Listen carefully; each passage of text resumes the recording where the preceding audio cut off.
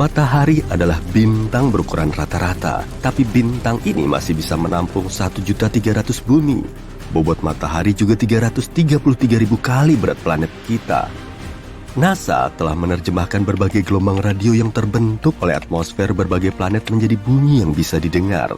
Begitulah para astronom mengetahui bahwa bunyi Neptunus mirip ombak lautan. Jupiter kayak berada di bawah air, dan suara Saturnus mirip musik latar film horor. Di bumi, bunyinya mirip musik jazz bebop. Enggak deng, bercanda. Permukaan matahari memang panas sekali, tapi sambaran petir 5 kali lebih panas. Bumi disambar 100 petir setiap detik.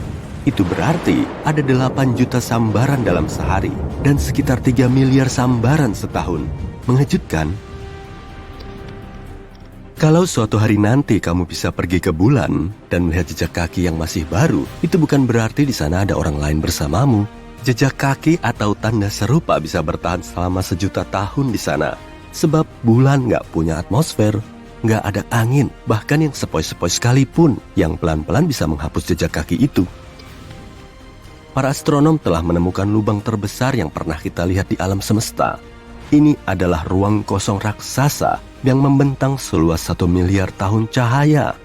Mereka tidak sengaja menemukannya. Salah satu anggota tim peneliti merasa agak bosan dan ingin mengecek bagaimana keadaan menuju titik dingin, yaitu sebuah anomali dalam peta latar belakang gelombang mikrokosmik atau CMB.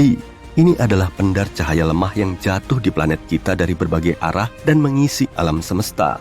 Cahaya ini telah bergerak di ruang angkasa selama hampir 14 miliar tahun sebagai sinar yang muncul setelah peristiwa Big Bang.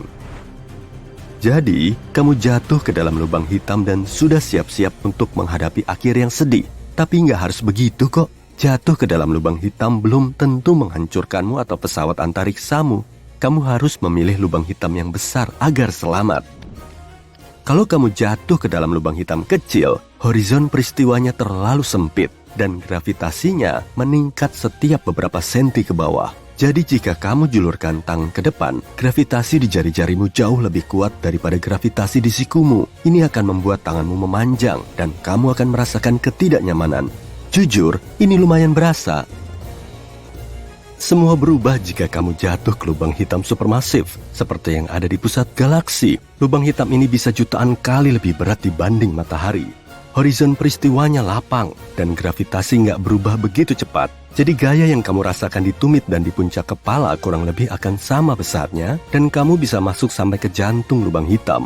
Mitos ini terbantahkan. Jika kamu nonton film yang sangat menyentuh di antariksa dan mulai menangis, air matamu nggak akan mengalir turun. Air mata akan terkumpul di sekitar bola mata. Matamu akan jadi terlalu kering hingga rasanya seperti terbakar. Cairan apapun yang terbuka di tubuhmu akan menguap, termasuk di permukaan lidahmu. Omong-omong tentang terbakar, ternyata api nggak bisa nyala kalau di ruang angkasa. Api bisa menyebar kalau ada aliran oksigen, dan karena di ruang angkasa nggak ada, ya gitu deh. Begitu meledak, harusnya bintang tidak hidup lagi. Tapi sebagian bintang entah bagaimana mampu bertahan dalam ledakan supernova besar. Bintang zombie seperti ini sangat langka. Ilmuwan menemukan bintang zombie yang benar-benar besar bernama LP40365. Ini adalah katai putih yang terbakar sebagian. Katai putih adalah bintang yang telah membakar seluruh hidrogennya, dan sebelumnya, hidrogen merupakan bahan bakar nuklirnya. Dalam kasus ini, ledakan terakhir mungkin lebih lemah dari biasanya, yang nggak cukup kuat untuk merusak seluruh bintang. Kayak bintang yang mau meledak, tapi nggak berhasil, sehingga sebagian materinya masih bertahan. Kalau kamu pergi ke ruang angkasa, jangan coba-coba lepaskan pakaian antariksamu, kecuali kamu sedang berada di pesawat antariksa. Udara di dalam paru-parumu akan memuai, begitu juga oksigen di bagian tubuh yang lain. Kamu akan jadi kayak balon, mengembang 2 kali ukuran biasamu. Berita bagusnya, kulit cukup elastis untuk tetap menahan keutuhanmu, yang artinya kamu nggak akan meledak. Untunglah. Ketika sesuatu memasuki lubang hitam, benda itu berubah bentuk dan teregang kayak spaghetti. Ini terjadi sebab gaya gravitasi mencoba meregangkan sebuah objek ke satu arah, tapi di saat yang sama menekannya ke arah yang lain. Seperti paradok pasta. Omong-omong, sebuah lubang hitam sebesar atom memiliki massa seperti gunung yang benar-benar besar.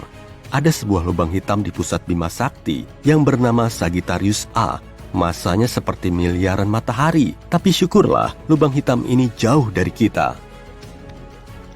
Jika kamu membuat ledakan besar di sebuah asteroid, kamu takkan bisa mendengar bunyinya yang keras. Ya, kita sering mendengar bunyi pesawat antariksa dan pertarungan di antariksa dalam berbagai film, tapi itu cuma mitos. Bunyi adalah gelombang yang menyebar karena getaran molekul. Ada seseorang bertepuk tangan beberapa meter jauhnya darimu. Gelombang bunyi mulai mendorong molekul udara pertama di dekat tepukan tangan itu, lalu molekul kedua, ketiga, dan seterusnya, sampai gelombang itu mencapai telingamu. Jadi untuk menyebarkan bunyi, kita butuh molekul seperti udara atau air. Di atmosfer kita, gelombang menyebar dengan baik, tapi antariksa itu hampa udara. Jadi di sini nggak ada apapun. Kamu bisa bertepuk tangan dengan keras di sana, tapi nggak akan ada molekul yang bisa bergetar dan membawa bunyi itu. Jadi, untuk mengadakan percakapan, kamu butuh radio atau kemampuan membaca bibir yang bagus. Meteoroid mengorbit matahari, sedangkan kebanyakan puing buatan manusia mengorbit planet kita. Misalnya, kita meluncurkan hampir 9.000 pesawat ruang angkasa di seluruh dunia, mulai dari satelit sampai roket. Puing terkecil sekalipun bisa merusak sebuah pesawat ruang angkasa dengan kecepatan setinggi itu. Galaksi, planet, komet, asteroid, bintang, benda antariksa adalah hal-hal yang benar-benar bisa kita lihat di antariksa. Tapi itu semua cuma menyusun kurang dari 5% jagat raya seluruhnya. Materi gelap, salah satu misteri terbesar di ruang angkasa, adalah nama yang kita gunakan untuk semua massa di alam semesta yang tidak tampak oleh kita. Dan jumlahnya banyak, bahkan mungkin menyusun sampai 25% alam semesta. Energi gelap menyusun 70% lain dari jagat raya. Jumlahnya jadi 100 kan? Oke. Nah, sekarang kita ke bulan. Bulan selalu menghadap kita dengan satu sisi. Ini artinya bulan punya sisi gelap dan sinar matahari nggak pernah sampai ke sana. Tapi itu mitos. Masalahnya adalah bulan secara gravitasi terkunci terhadap bumi. Di bulan juga ada siang dan malam. Hanya saja rotasinya sama persis dengan rotasi bumi. Jadi kapanpun kamu melihat bulan, kamu cuma melihat satu sisi. Meskipun ada siang, ketika matahari juga bersinar di sana, nggak ada sisi gelap. Yang ada adalah sisi jauh. Kita bahkan punya gambarnya. Dan di sana ada salah satu kawah terbesar di seluruh tata surya kita, Basin Kutub Selatan Aitken. Luasnya 2 kali negara bagian Texas. Hiha! Satu mitos yang ternyata nggak benar adalah manusia sebenarnya belum pernah ke bulan. Ini adalah pakaian antariksa asli para astronot yang telah pergi ke sana. Lihat sol sepatunya. Sebagian orang berkata mustahil mereka meninggalkan jejak kaki seperti ini di sana. Sebenarnya bisa. Di bulan, para astronot memakai sepatu bot tambahan di pakaian mereka. Dan solnya cocok sekali dengan jejak kaki di bulan itu. Para astronot nggak membutuhkannya lagi ketika meninggalkan bulan. Jadi mereka membuangnya begitu aktivitas berjalan di bulan selesai. Mereka juga meninggalkan banyak benda di sana. Mereka bahkan membuang sandaran tangan kursi di modul bulan untuk mengurangi bobotnya. Nah, kalau menghitung semua misi Apollo ke bulan, bobot seluruh sampah di bulan sekitar 187 ton. Termasuk sejumlah wahana penjelajah bulan, puing-puing pesawat ruang angkasa, 6 modul bulan, dan semua eksperimen yang ditinggalkan. Itu setara dengan 3 pesawat Boeing 737. Mitos lain tentang matahari adalah bahwa warnanya kuning. Yuk kita ke ruang angkasa untuk memeriksanya. Kamu melihat keluar jendela pesawat dan matahari berwarna putih. Matahari cuma kelihatan kuning bagi kita karena ada filter atmosfer. Komposisi udara dan ketebalannya mendistorsi sinar matahari. Tapi bintang memang punya berbagai warna. Bintang yang dingin berwarna oranye dan merah terang. Ini biasanya bintang yang sangat Aristoteles pernah bilang emas adalah air yang dipadatkan di dalam tanah dan bercampur dengan sinar matahari. Sementara yang lain yakin emas dibuat dengan bantuan batu bertuah. Ketika suku Inka kuno pertama kali melihat emas, mereka memutuskan logam yang jatuh dari langit ini adalah air mata dari makhluk mitos. Namun asal-usul aslinya tampaknya jauh lebih epik. Yuk kita pergi ke masa lalu yang sangat jauh, ke masa ketika nggak ada manusia atau hewan, ke masa ketika dinosaurus belum ada, ke era ketika bentuk-bentuk kehidupan yang paling sederhana baru saja terbentuk.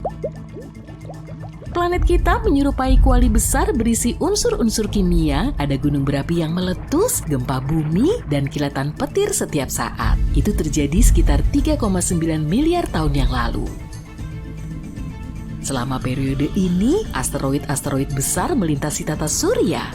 Asteroid-asteroid tersebut jatuh di Merkurius, Venus, Bumi, dan Mars. Ada kemungkinan asteroid juga jatuh di bulan dan meninggalkan kawah-kawah besar di sana. Benar-benar terjadi kiamat di planet kita. Tapi untungnya nggak ada yang merasakannya karena belum ada kehidupan. Bersamaan dengan kehancuran itu, asteroid-asteroid tersebut membawa logam. Tapi apakah sebelumnya di bumi ada logam? Tentu saja, inti planet kita sebagian besar terdiri dari logam seperti besi. Dari sana, logam-logam ini menyebar ke kerak bumi, bercampur dengan magma, bersentuhan dengan oksigen, dan bergabung dengan elemen-elemen lainnya. Tapi bagaimana logam-logam bisa masuk ke dalam inti? Atom hidrogen dan helium yang sederhana bergabung dan membentuk elemen-elemen yang lebih berat di dalam bintang-bintang raksasa.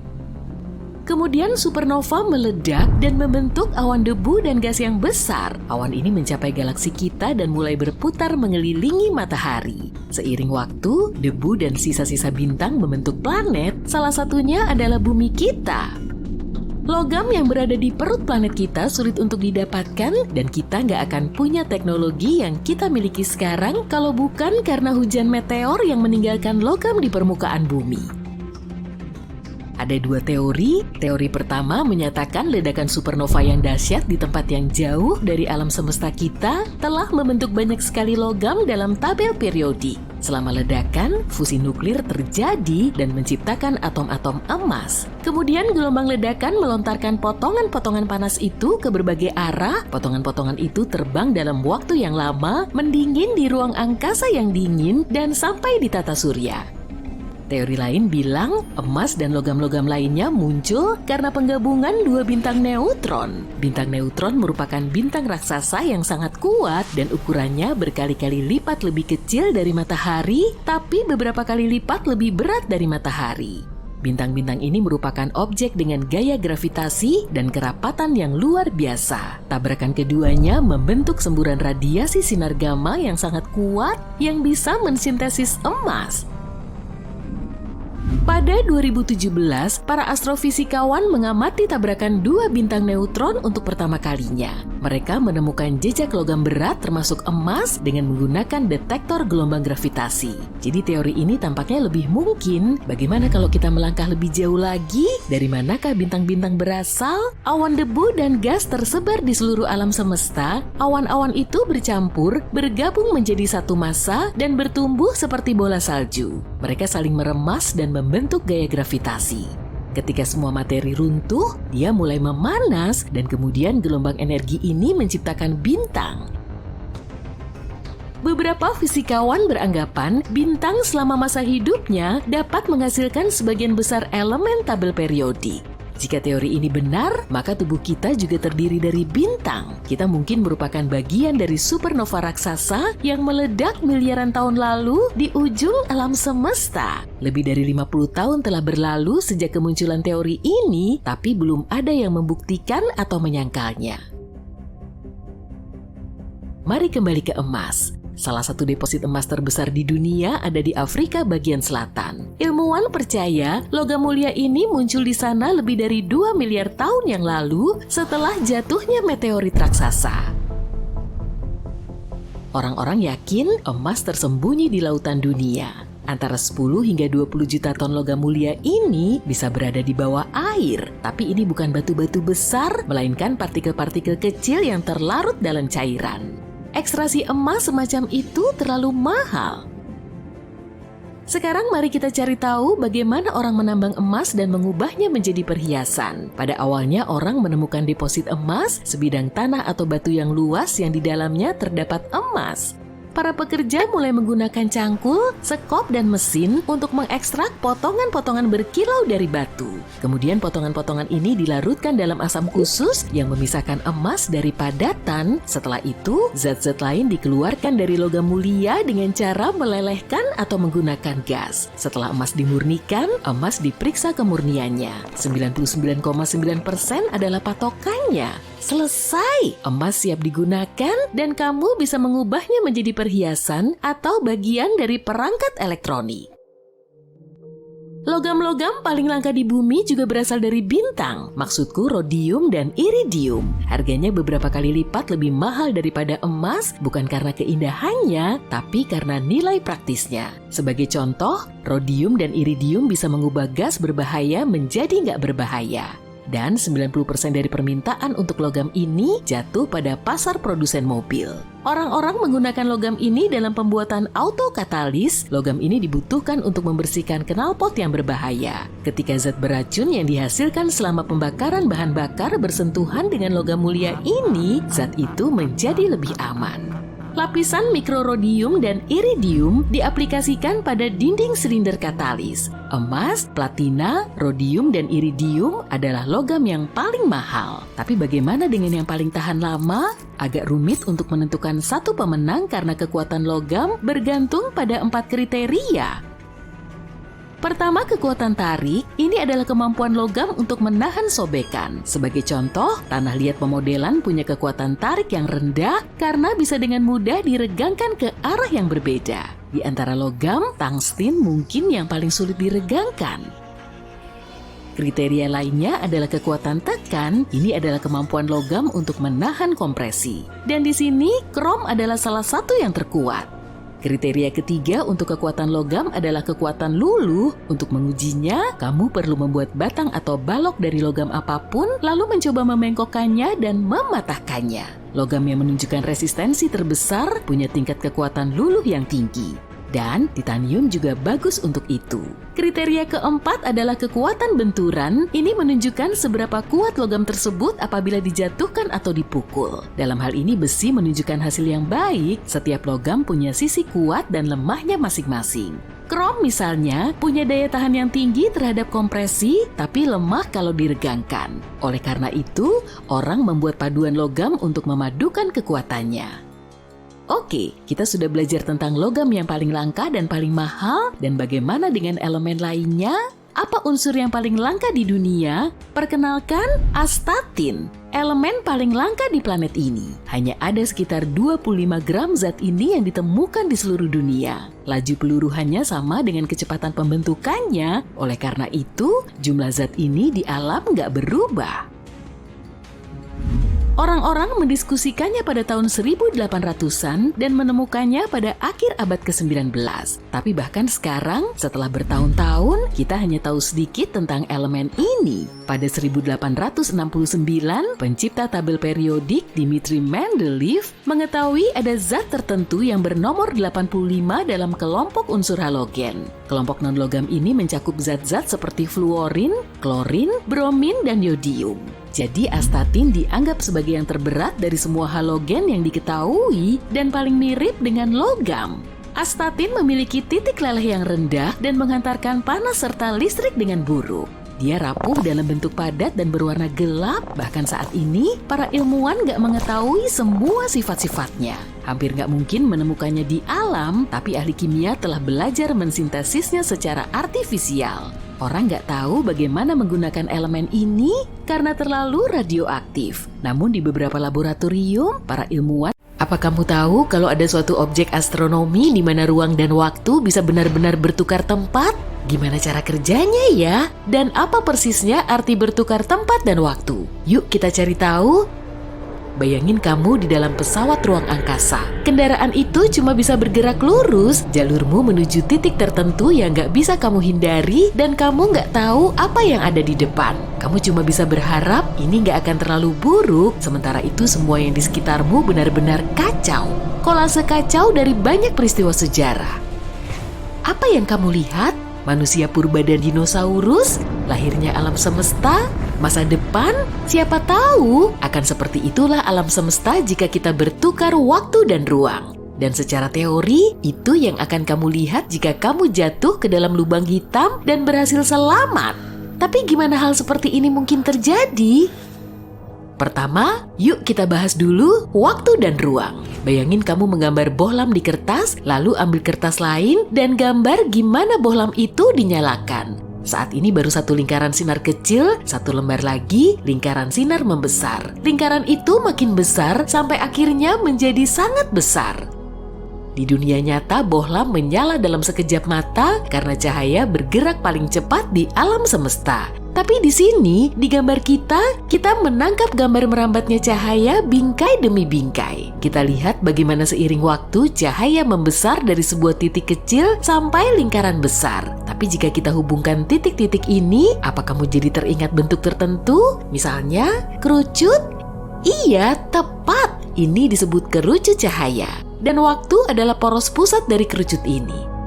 Kenapa? Karena cahaya berubah dari titik kecil menjadi lingkaran besar seiring waktu. Untuk mengingat ini, yuk kita gambar vektor waktu, sebuah anak panah di dalam kerucut itu. Anak panah ini mengarah dari masa lalu ke masa depan.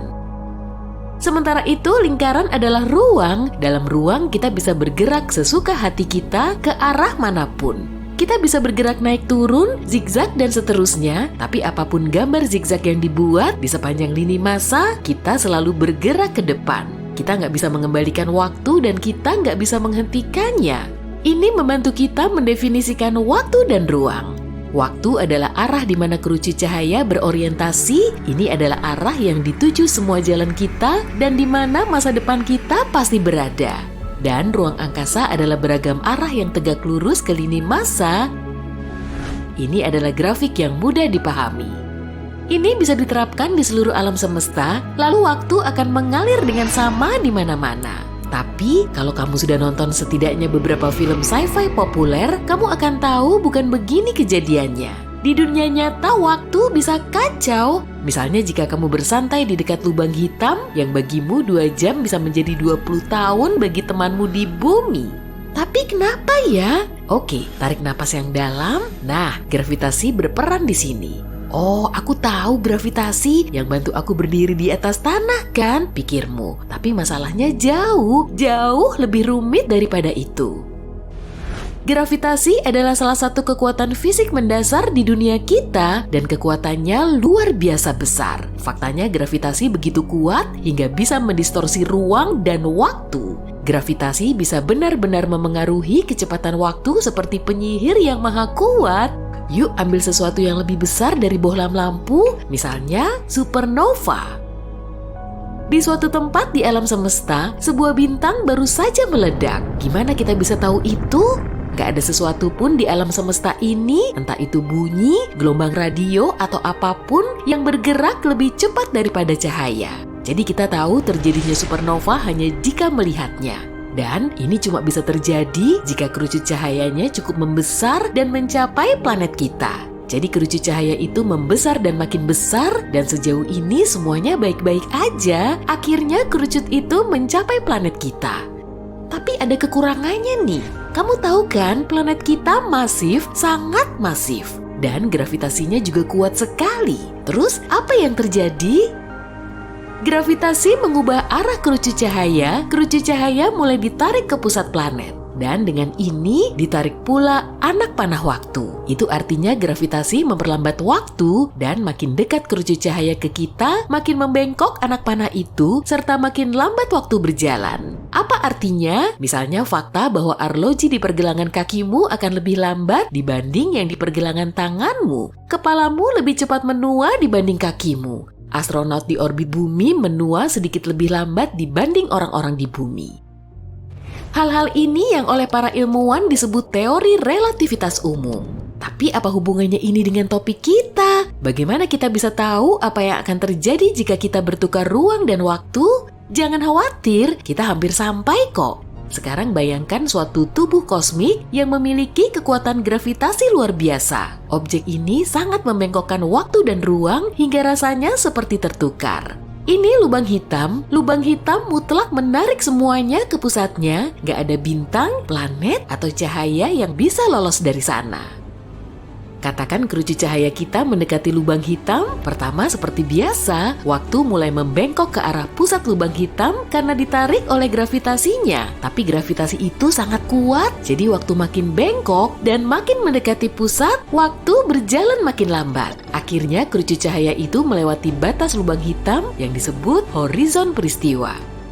Pada titik ini kerucut cahaya menjadi begitu terdistorsi hingga sekarang benar-benar mengarah ke bawah. Bisa kita bilang kalau waktu sudah berubah arah. Waktu mengarah ke bawah? Omong kosong macam apa itu? Tanyamu.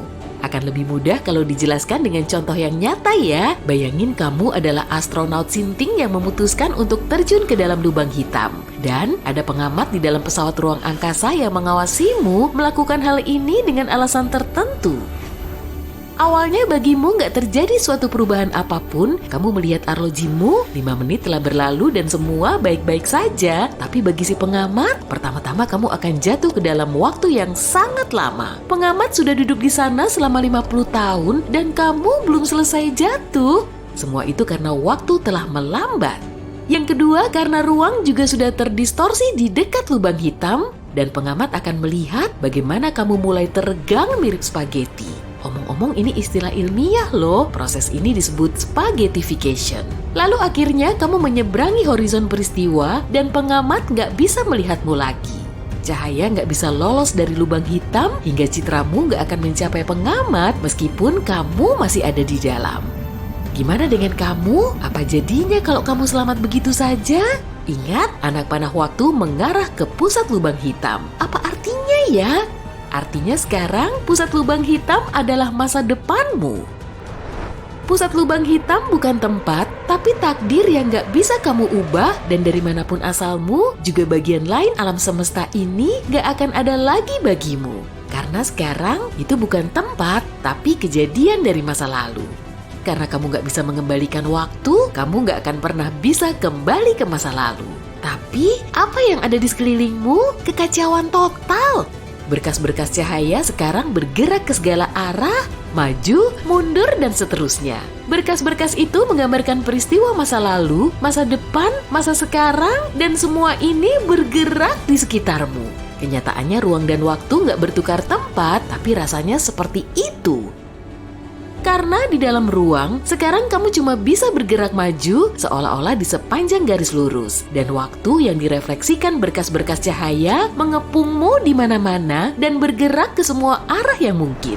Dan di sini kita kembali ke awal. Contoh mengerikan ini membantu kita membayangkan akan seperti apa rasanya jika waktu dan ruang menjadi terbalik.